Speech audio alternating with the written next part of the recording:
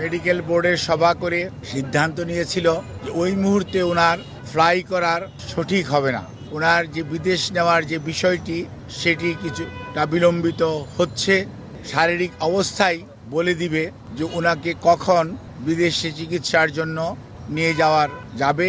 সবাই কিন্তু ওনার ফিজিক্যাল কন্ডিশনের উপর সবচেয়ে বেশি গুরুত্ব দিচ্ছে।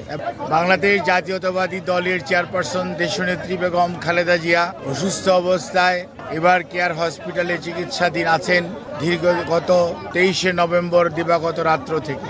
আজ 6ই ডিসেম্বর আমরা ওই দিন প্রেস ব্রিফিংয়ে আপনাদেরকে বলেছিলাম যে মেডিকেল বোর্ডের পরামর্শক্রমে আমরা হয়তো ওনাকে দেশের বাইরে নিয়ে যাওয়ার জন্য সর্বোচ্চ পর্যায়ের চেষ্টা অব্যাহত রেখেছিলাম, কিন্তু ওনার যে এয়ার অ্যাম্বুলেন্স যেটি কাতারের আমিরের পাঠানোর জন্য যিনি উদ্যোগ নিয়েছেন, সেই এয়ার অ্যাম্বুলেন্সের কারিগরি ত্রুটির কারণে ওটাও যেমন আসতে পারে না, এটা সত্যি কথা।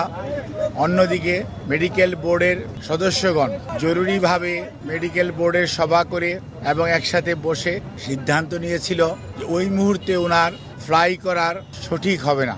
সেজন্যই আমরা ওনার যে বিদেশ নেওয়ার যে বিষয়টি সেটি কিছুটা বিলম্বিত হচ্ছে এবং ভবিষ্যতে হয়তো শারীরিক অবস্থাই বলে দিবে যে ওনাকে কখন বিদেশে চিকিৎসার জন্য নিয়ে যাবে অথবা নিয়ে যাওয়া হবে।